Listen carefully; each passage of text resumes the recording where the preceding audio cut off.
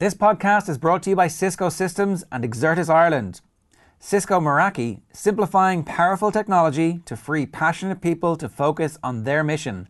It's technology that simply works. Don't believe us? Meraki have over 1.7 million active networks worldwide.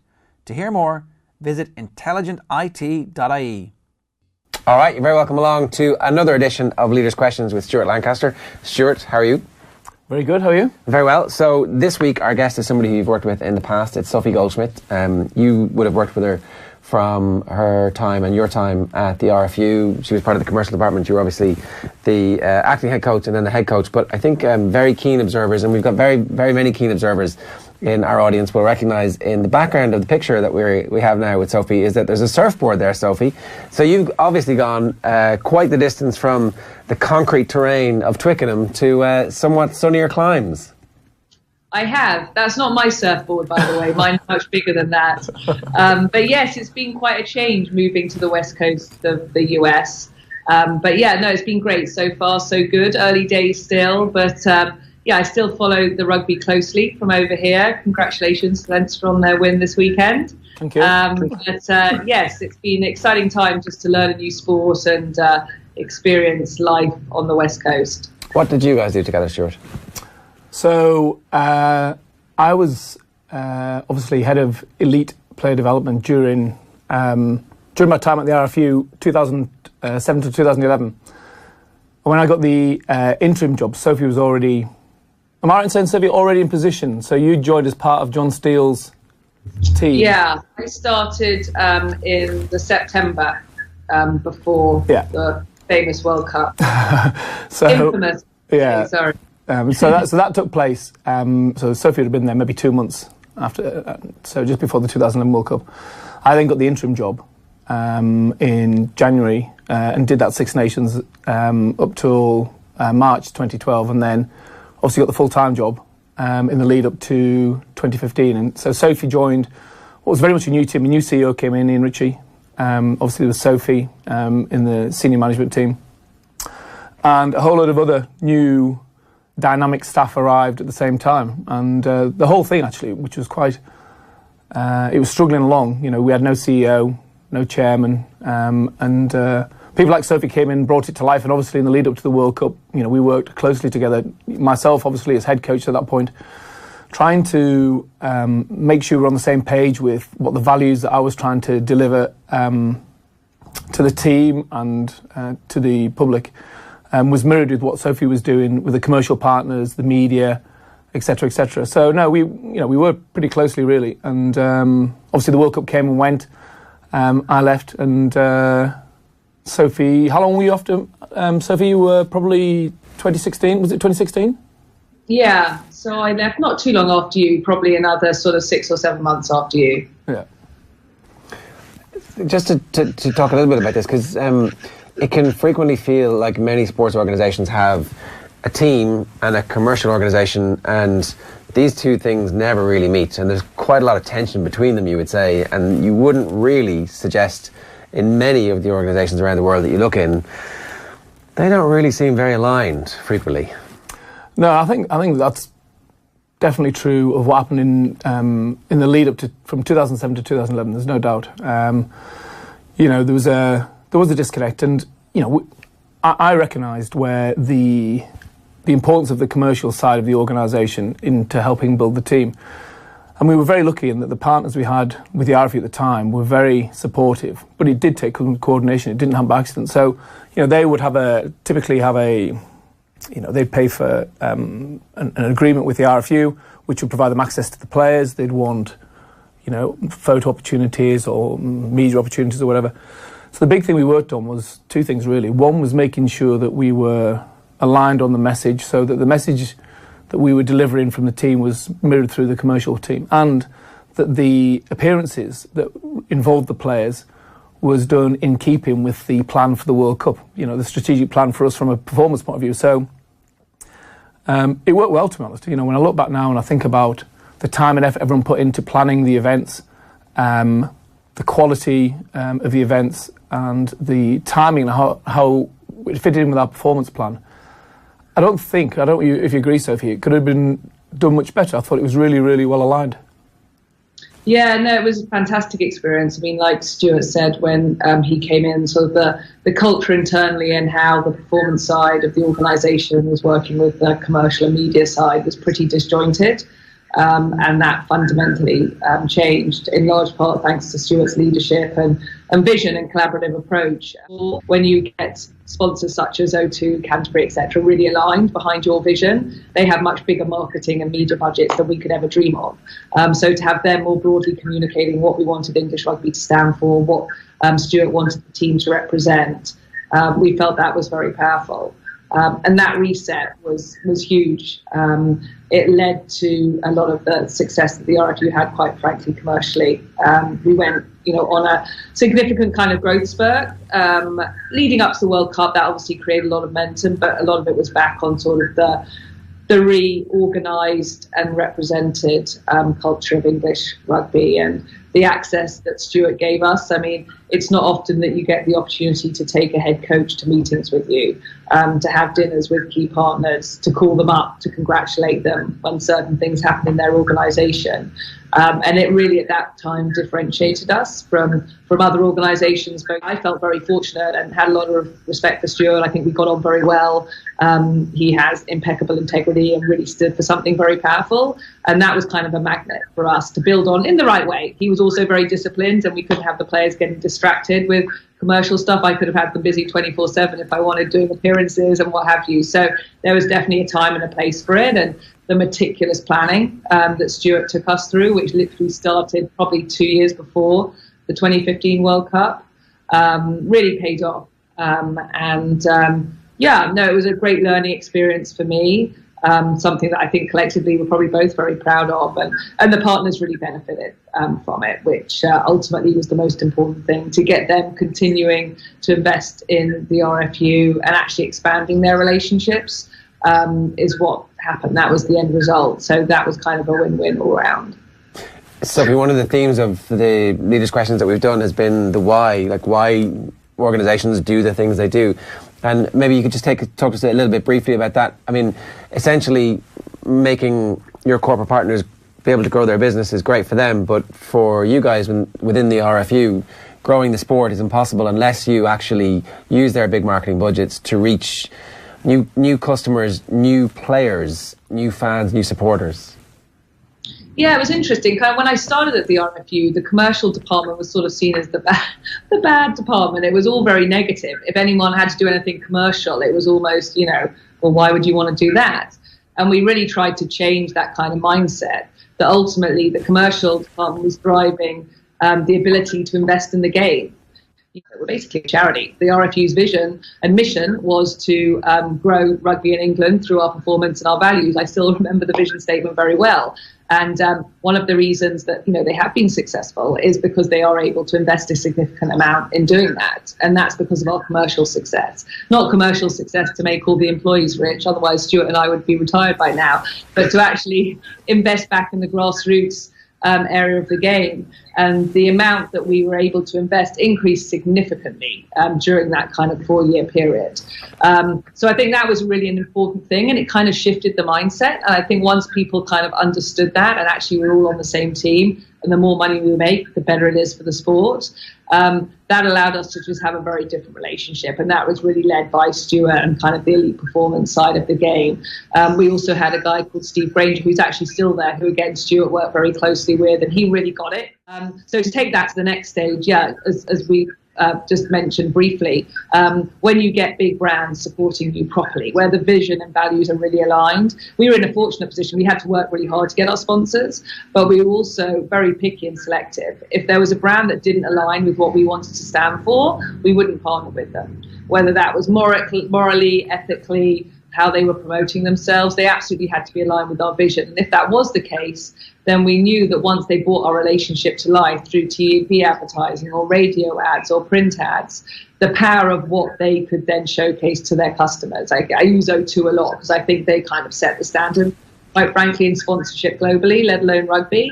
They have 23 million customers in the UK, and they made rugby the central part of their marketing campaign and budget.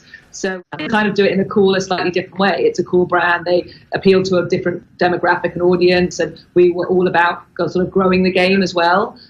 So that was a really important catalyst to enable us to do that. Why did you do it? What was in it for you as the coach to engage at the level with the vision that you did? I wanted everything aligned. I wanted everything to be pulling in the same direction. So I understood the power of the media and the importance of aligning our message, using the media as a tool to get the message out there about the team we were trying to build. But I also understood the importance that commercial partners could play in translating that message or get the message out there. So O2, as Sophie mentioned, they were fantastic. So, I would go and speak to them about what we were trying to achieve as a team, giving them an insight, and asking them if they're going to do campaigns to make it aligned. Because my voice on its own, couldn't reach everyone in England, but the collective voice I felt really could. We even to the extent that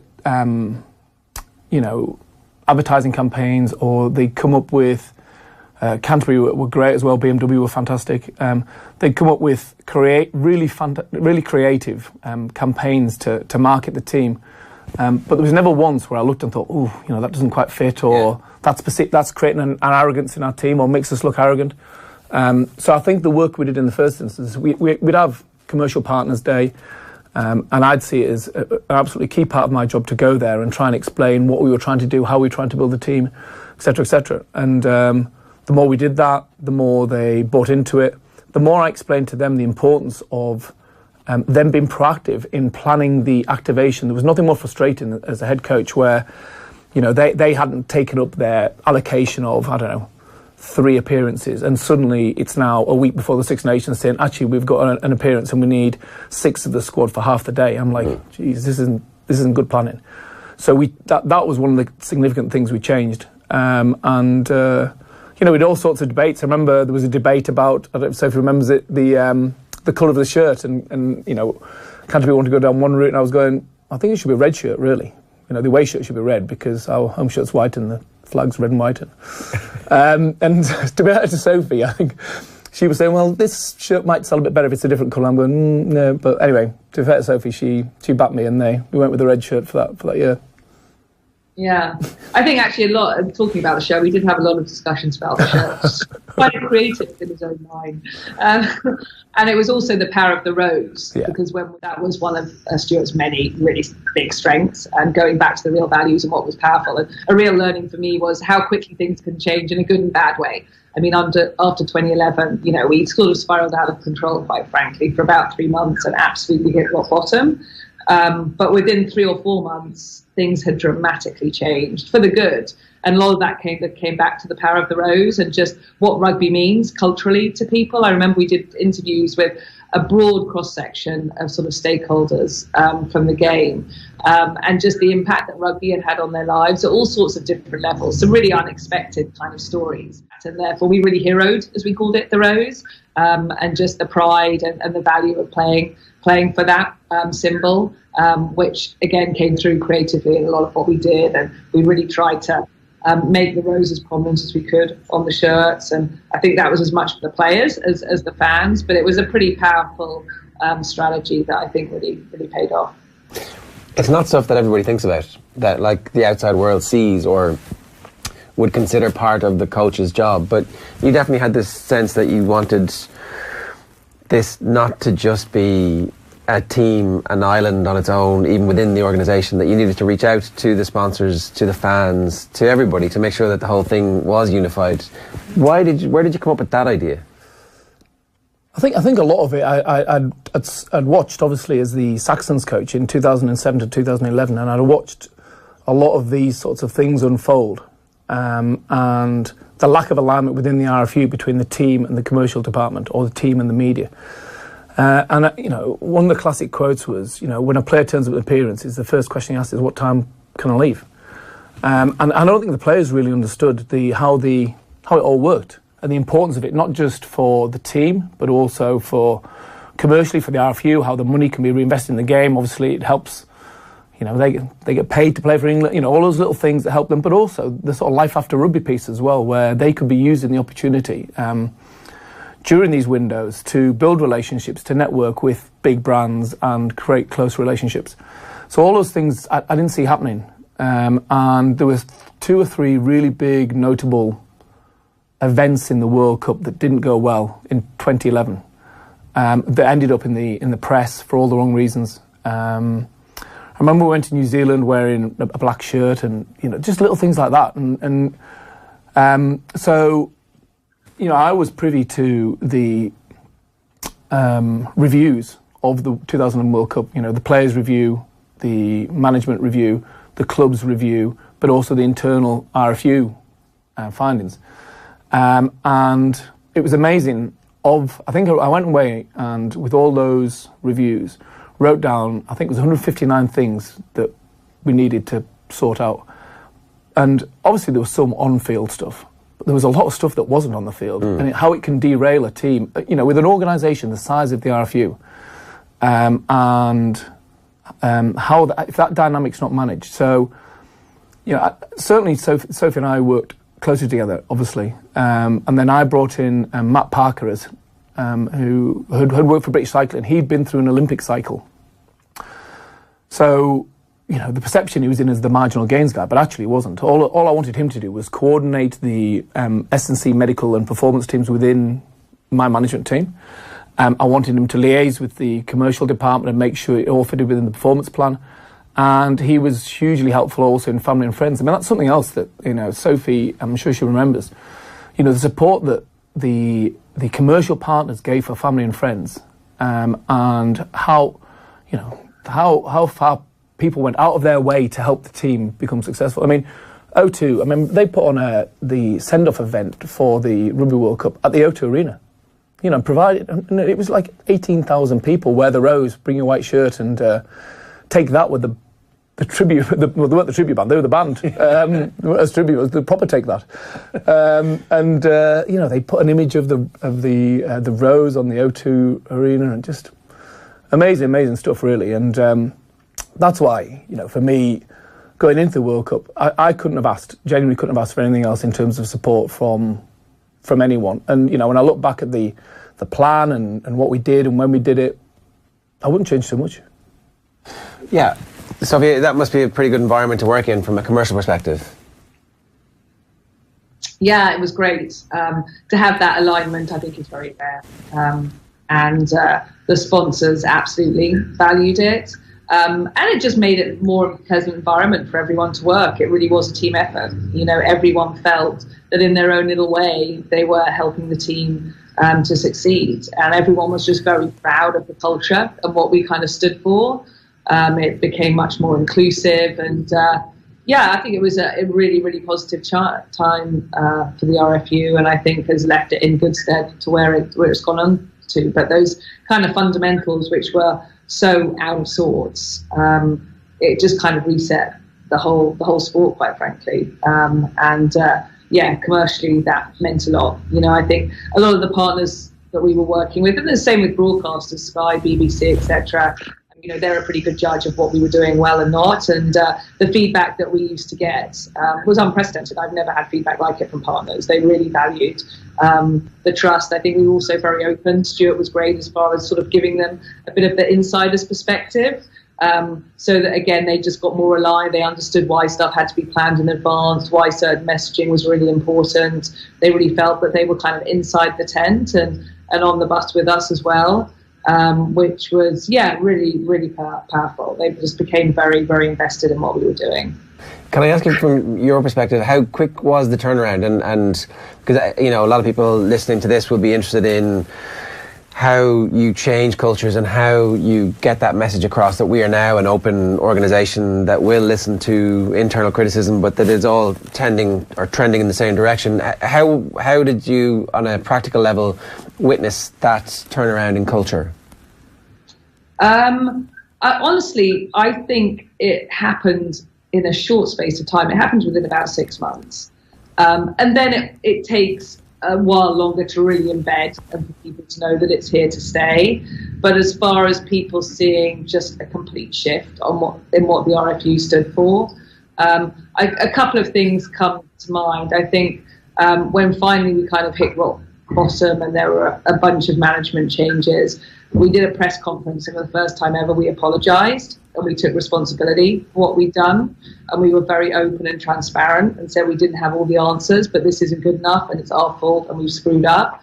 It was an indication that was just very black and white, a big difference in what we'd done, and that kind of set the tone. Again, Stuart kind of led that. He was the most public figure along with some of our players that we had in the media, and we just were a lot more open, a lot more transparent. Not that we said all our sort of game and strategy secrets, but we were much more communicative and proactive. Previously, we kind of put the shutters down.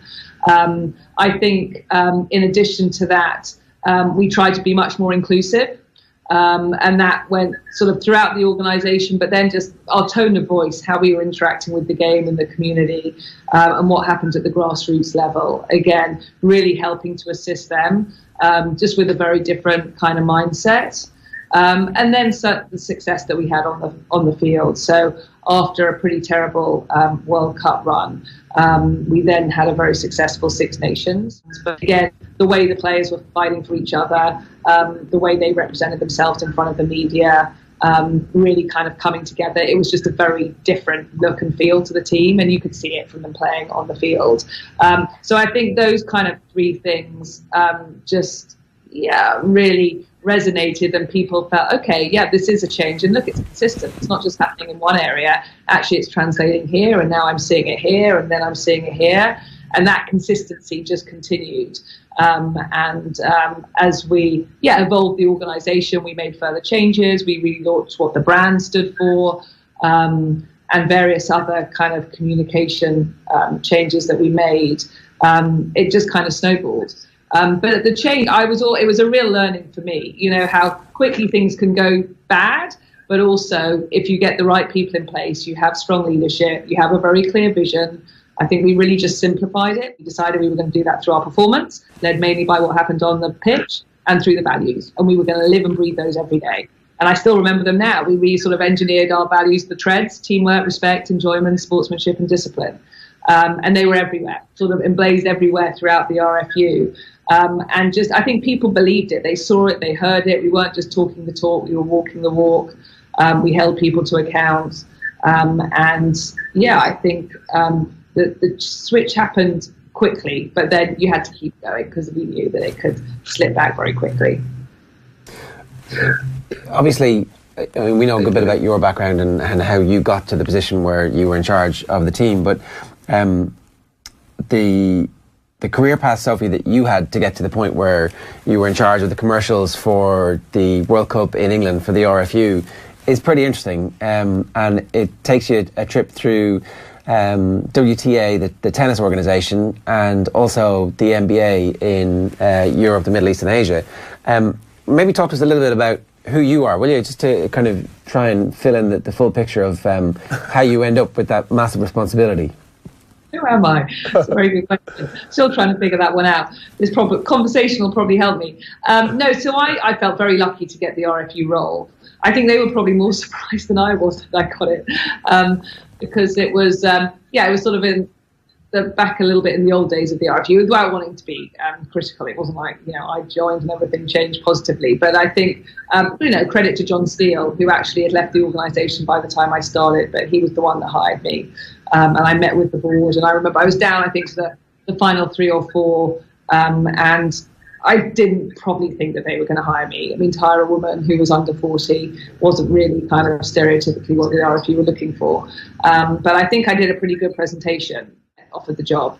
Coming from the NBA, so you sort of talk about the NBA and the RFU, they're probably at opposite ends on the spectrum as far as being progressive and innovative. But I have to say, and credit to the RFU, I mean, it was the most amazing opportunity, and what we were able to achieve and what we were allowed to do and how we were empowered was pretty phenomenal.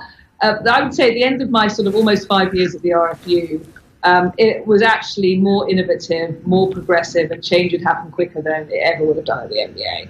And I think once we got the right leadership on board, they really did empower us. And I think it was also a learning when you hit rock bottom, it's kind of that burning platform. And we fundamentally changed things. We changed the brand, we changed our commercial strategy, we completely redid the stadium, and all sorts of things. And there really wasn't any pushback. They really backed us. And I think it was because of the performance on the pitch and how we were doing commercially certainly helped that. That kind of gave us some credibility pretty quickly. But it was a fascinating time to be there, and actually how you imagined it might be actually on the inside was very different. The board were incredibly supportive, as were the council. And I remember actually probably our proudest moment at the RFU, nothing had changed in ticketing for I think 90 years at the RFU. And it was the one commercial decision that the council, the famous RFU council had, was they had approval over ticketing. And I oversaw ticketing, so this was always, an interesting challenge. Anyway, we took about 2 years to get the process sort of ready and what we fundamentally completely changed ticketing. We changed the pricing, we changed the categories, we changed how we were going to market, how we were going to the clubs.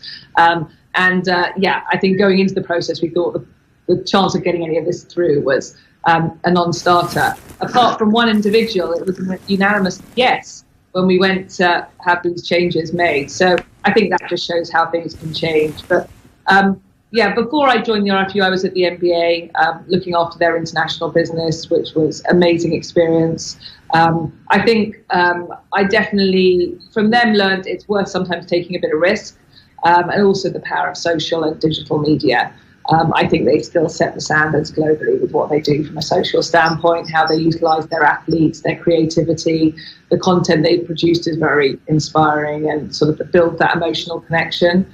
And it was something we focused a lot on at the RFU. They also had an amazing leader, but was a very black and white, straight shooter. From a media perspective, I learned a huge amount from him. I mean, talk about transparency and just being very straight and really over-communicating, very, very proactive with the media, and it paid off in spades. When things aren't going according to plan, they just feel a little bit closer to you, and they know that you've kind of brought them inside the organisation a little bit more. So it gives you a lot more slack. It was interesting. I just got back from Australia on Friday, and I'm sure it's got some coverage over there. The recent Cricket Australia, very unfortunate situation. And it was interesting just how they handled it compared to how the NBA. I don't know. I was speaking at something down there, and we were sort of doing a comparison analysis. And God, everyone would hate to be in the situation Cricket Australia were, so I'm not going to criticise them. I don't know if you had a chance to see Steve Smith's press conference when he finally spoke to the media, and he was brilliant. I mean, it was literally almost a one-on-one, I think, in how you, or 101 in how you handle those kind of situations. So that was the NBA. Prior to that, I worked in tennis for a long time at the WTA, and then previously at Adidas. So that was different again. That was probably where I had my closest exposure to athletes. So I oversaw all of the top players, which was a fantastic experience. At the NBA, it was slightly different. It's a league, and so the clubs very much managed the teams. But the league still had a decent amount of control. It was very well organised, very well structured, partly because of their collective bargaining agreement. So it's quite different to how things operate in Europe and definitely in the UK. I think that international exposure was fascinating, working with all these different cultures and markets, which again is something still trying to really create that Englishness within the team when England is such a melting pot of different nationalities, and we've had at least 3 or 4 different sort of nationalities that were absolutely English as part of the England team. And how you kind of assemble that and have a common theme and get them behind a common cause when they're coming from such diverse backgrounds. So I found that fascinating, and I think my prior kind of international experience hopefully helped a little bit there. So I've had quite a varied career and been given some opportunities that, quite frankly, I probably never deserved to get. I've made the most of them and had some good leaders who kind of looked after me. So yeah, it's been amazing. And now surfing is sort of taking it to a whole new place. But it's a fascinating time to be in surfing too. A lot of change over here. This podcast is brought to you by Cisco Systems and Exertis Ireland. Cisco Meraki, simplifying powerful technology to free passionate people to focus on their mission. It's technology that simply works. Don't believe us? Meraki have over 4.5 million devices online. To hear more, visit intelligentit.ie. Pretty amazing. Yeah. Sophie, just a question for me, because I actually don't know the answer to this.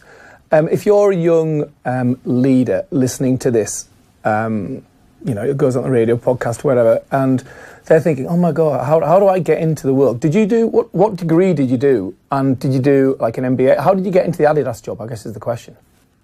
Yeah, so I went to school and I took a year out to play professional tennis or try and play professional tennis. I was quite good by British standards, and then I started playing overseas and realised really I was pretty crap. So I was fortunate to get a scholarship to an American university. So I went to university in the States at Baylor, and I did an economics and international business degree, and played tennis for 4 years. And then when I graduated, I decided I wanted to do an MBA. And so I did an MBA in international business. And as part of that, of course, I had to do an internship, and I was very fortunate to get an internship at Adidas. And while I was there, a job opened up, and it was too good to turn down. So that was my first job. Okay. And so I actually never went back and finished my MBA. I only had one class to take, and I always promised myself I would, but you only had a 5-year window, and that kind of passed, and so I never did get my MBA. But hey, it was an amazing opportunity to get to work at Adidas. I mean, my first job out of college was working in sports marketing for a sports firm that I loved. But I always said it's not being negative against the UK or England. I am actually half Irish. My mother's Irish. But I don't think I would be in the position I am now if I hadn't started out my career in the US. I think just the size of the sports business and the professionalism of it. I think also, I mean, it's an interesting time, obviously, at the moment, and I don't want to make this a Me Too conversation, but just the equality and the opportunities. I mean, in the US, it's legislation that forced it through, and it actually goes back to college sports, Title IX, which was something that Billie Jean put in place, where you have to give the same number of scholarships to women as you do to men. And so it's kind of set at a very early age in the sports profession, which I think just leads to more opportunities. So I don't want to turn people off. You have to go to the US to make it. I don't think that's the case. I think the world's caught up a lot, but I think just the size of the US sports market and their organisations are bigger. There are more opportunities. So I feel quite fortunate that I started out in the US. It obviously then took me back to the UK. And to be honest, I thought I'd be in the UK forevermore. I wasn't planning on coming to the US. This kind of came up a little bit out of the blue. But yeah, that was how I got involved. When you were at the WTA, just doing a bit of reading about that, you did a deal with Sony for $88.5 million, which was the biggest sponsorship deal in women's sports history. Can you talk to us a bit about putting a deal together like that and how you suddenly understood exactly the size of the value that you had and how you can convince a sponsor to go, hang on a second, you have the opportunity here to get value from this, and this is how much it's going to cost you? Yeah, it was an amazing deal for the WTA, and there were a lot of people involved, as you'd imagine, with a deal of that size, and actually because it had all sorts of different implications. But it, absolutely contributed at every level. So the top athletes benefited, as did all the different tournaments as well. And it was a great brand fit. I mean, at that time, so that was back in the early 90s. So when cell phones were just becoming big and social media and digital was just coming online. So it was a great time to be associated with a brand like that. And they took a punt. I mean, women's tennis was just beginning to make a resurgence. I was really lucky when I was there. So the top 10 was literally the who's who. We had the Williams sisters. We had Kornikova was still playing. Martina Hingis, Sharapova was coming through. Kim Clijsters, Justine Henin, Lindsay Davenport. I mean, compared to men's tennis, actually, women's tennis overshadowed it. And it was during that time that we got equal prize money as well. It was kind of a good time. We made the most of it. And Sony Ericsson kind of backed us. And the reason they signed was they wanted a young kid proper to be associated with. They also felt that their phones were seen as being very male focused, just about hardcore tech, and they kind of wanted to soften that image and appeal to a broader demographic. So yeah, they backed us in a big way. It was a guy called Dee Dudder that did the deal from Sony Ericsson, and his CEO was very supportive as well. He was the CMO. And he was kind of visionary. He used to take quite a lot of risks. I think it paid off for both of us. It was a game changer for tennis, not just the level of investment, which was significant, but just that brand association that a company like that was willing to make such a big statement. It was awesome, and the athletes were really proud of it. They loved it. They all got a phone as part of the deal, and it was a good. If we partnered with some other kind of brand, I'm not sure they would have been quite so excited. Again, individual sports, very different to team sports. But Sony Ericsson actually helped kind of bring them together. So it was an amazing time in sport. It was a great deal for us back then.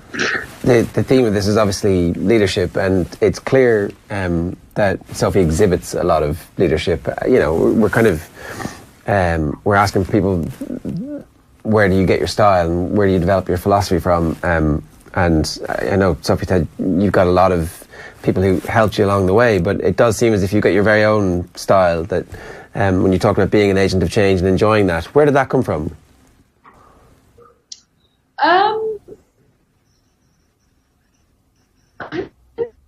Kind of you say that. I don't know if it's true. I know I've worked with a lot of great people. I mean, I've learned a lot from Stuart, quite frankly. I mean, as far as leaders, I think Stuart's right up there with the best of them. I mean, as far as integrity, consistency, thoughtfulness, thinking at every level and of every possible little angle that can ultimately go into helping a team be successful, and really stand for something very powerful. I think I've kind of always prided myself on relationships. Like I love spending time with people. I love communicating. I love listening. So I feel quite comfortable talking to people. But yeah, I think it's kind of evolved. But I'm much clearer in what I want to stand for, and how I think I can best motivate people, what keeps me challenged and kind of energized. The 4 or 5 people that stand out during my career that have made a massive impact that I've had the chance to work quite closely with, and they've really shaped me, whether it was consciously at the time or not, probably not, but as you get older you sort of start reminiscing, and as different things happen or you're in certain situations you're like, oh shoot, that's what he dealt with back then, or that's how she handled something, and that experience really pays off. I mean, I know it's sort of stating the obvious, but it does. Then you're almost willing to take more risks because you back yourself that you've been in similar kind of situations, and so you just kind of have more confidence in how you're going to deal with things, I think, without being complacent. I think that's hopefully one thing, and maybe I'm probably sounding a bit arrogant with how I'm answering some of these questions, but again, I think there's another thing that England got right under Stuart's leadership was just being humble. You can see how quickly things can change. So A, never be complacent, and B, if you're humble and don't take things for granted, it's the way I am. It's funny being over here in America at the moment, where they're not always the most modest. So I think the Brits stand out. They always laugh. You apologise for so much. Before you even start saying something, we've kind of apologised and said sorry. But I think that's a great trait, personally. I'd much rather be like that than kind of brash and bold and thinking, you rule the world. So I think my Britishness is quite a good trait. I mean, I think just talking about my perception of Sophie's leadership style. One thing I think she was one of the best traits, Sophie, that you've got is she's honest. She's honest. She's straight. So she's got a brilliant poker face as well. So you can't tell what she's thinking half the time. There'll be times I'll be going into the board meetings or the management meetings, and Sophie will be sat there and be getting reactions from the people, and Sophie will be sat there thinking, I wonder what Sophie's thinking about this. But anyway, no, I think honesty is one of it's a great quality of a leader, and I think I mentioned before we came on air, we were talking about the World Cup and the disappointment for me personally. But Sophie was the only one after the World Cup who was honest with me, really, and gave me some honest feedback, and I appreciated that. Her reaching out to me after the event, after I'd left, and we've not seen each other since. I don't think, but we've certainly stayed in contact, and I was delighted when she got this job. Yeah, the value of relationships is something that I think people underestimate. That there's a lot of, we've talked about a lot of books that people have recommended over the course of these this series, but actually it's great having all that knowledge and information if you can't actually speak to somebody and go, the truth is we're having some difficulties here, and unless we clear up what these difficulties are, we're not going to progress together. That's probably something that is not spoken about enough and taken for granted a bit. Yeah, I think the easy thing when you're in charge of an organisation, I'll be interested to ask Sophie the question in a minute. When you're part of a management team, you have a little bit more space. When you're the number one, i.e. the CEO now of the World Surf League, or you're the England head coach or whatever, people tend to treat you slightly differently, and the danger is then you become disconnected from the organisation. So you go into your office, you deal with the day-to-day, the week-to-week stuff, the amount of emails and phone calls that are going on, and actually all the things that got you to that point, i.e. the ability to build and maintain strong relationships, you lose along the way. So I made a big effort to try and connect with everyone in the organisation from top to bottom, but it's draining. But I'm interested to know, Sophie, how have you found that now that you're the CEO of the World Surf League and you're the number one? What's the challenges been, and I guess, and how do you feel you've developed as a leader? It's a sort of new sport to learn, as well as a new position, living back in the States again. I think you're absolutely right. Spending time with your people is as important as it gets. And it is really time consuming. And then when you're sort of in charge, you've got all this other stuff on your plate, but you have to carve that time out. I mean, even looking at it selfishly, if you can properly manage your team, empower them, make sure they feel motivated, then they're going to perform much better, which is going to make you look good and the organisation be more successful. So it's something I try and spend a lot of time doing. I don't give it enough time. But I think it's absolutely fundamental. And that's at all levels, the RFU experience, but just in general, it's definitely, Stuart, how you act is just not being hierarchical. I mean, you never know where the next great idea is going to come from. And if you really want people to feel on the same team, then treat them as peers, treat them as real colleagues. So I have my desk, I sit out in the middle of the office. Most of my other executive team have offices around the organisation. I sit out, I'm in a cubicle, totally open plan, sitting with the most junior people in the organisation around me. And I think, to your point, that gives me a better pulse on what's going on in the organisation, and hopefully just makes me more approachable, because as you become more senior, I think whether you want it or not, people aren't as comfortable coming to you with things. And there's nothing more damaging than not hearing bad news soon enough or directly. And so I really try and reward people for letting me know the bad news as well as the good news, because actually the bad news often is what's going to make us better, and we've got to learn from those issues. I don't want them brushed under the carpet, and just that real openness and transparency for me is kind of the most. I don't think I've got it right yet, but it's something that I'm very focused on. We've had a couple of not particularly positive incidents since I started that I kind of uncovered, and we've made kind of a big deal of them, not in a negative way, but just to say it's okay to ask for help and to not know all the answers and to screw up. It's natural. It's actually something that it didn't strike me when I was first living in the US. So I don't know whether it's just now I'm in the California bubble because I didn't live in California before, or because it's an interesting time to be in the US with Mr. Trump. But despite all that, I have to say it's the positivity and like the acceptance of making mistakes is so different over here compared to back in the UK. And I don't know whether it's just changed recently or I'm just in a different mindset, but it's really empowering, and it's sort of a massive weight off, I think, everyone's shoulder. Over here it's very much to be successful, you've got to screw up a bunch of times. Whereas I think back in the UK, if you screw up, it's kind of a burden on your back for a long time. I mean, Stuart, you and I both felt it, after 2015, and it was not like right on to the next thing. I mean, you didn't have to wait very long till the next match. You only had to wait a few months. And okay, the World Cup was a big deal, but the way they would deal with it over here is very different. And I'm not saying America's perfect. It's clearly got plenty of issues, but that mindset and attitude, sort of that American dream phenomenon does still exist. And just taking more risk and not worrying about screwing up, I find it pretty liberating. It's been really interesting, and it's kind of, I think, impacted my leadership over here. I mean, I've always kind of tried to pride myself on being innovative and being sort of quite visionary and trying to do new things. But I've kind of taken that to a new level being out on the West Coast. So I think probably everyone in the organisation is going slightly crazy. Just on that, I think that's another thing. Don't take yourself too seriously. I think good leaders, you can't take yourself too seriously. Yeah, no, definitely. Just to get people to come with ideas, and to, because there's no such thing as a bad idea, but then everybody's heard loads and loads and loads of bad ideas. It's making sure that you encourage people to continue to hone their idea generation skills. How do you do that? I think by properly carving out time. So what we've done here, so every quarter I have a half day off-site with my direct reports, and it's just an innovation session. And we can talk about it a lot, but if you don't carve out time, because it takes time, you've got to step away from your day job, whiteboard, really get out your comfort zone. And then within the organisation, we've also set up an innovation committee, give it the respect it deserves. And by putting time and effort into it and then feeling rewarded and that they're getting exposure at the senior level, I think it helps sort of encourage that kind of behaviour.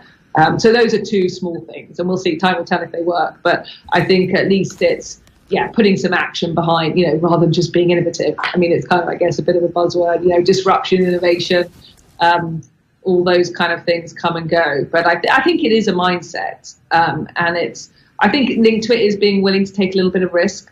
I think you can't be innovative without taking risks. If it's going to work, then it's not particularly innovative because everyone will be doing it. So I think it's, being okay with making mistakes, as long as they're not massive and really costly. I think that's fine, especially at a younger level.